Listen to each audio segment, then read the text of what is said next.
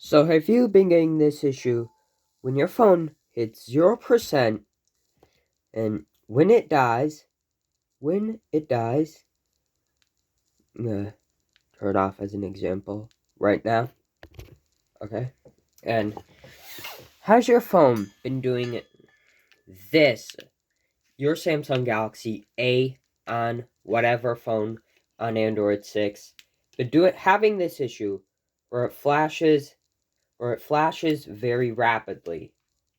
Well, I'm gonna teach you how to fix this. So, plug in the charger, hold the power button,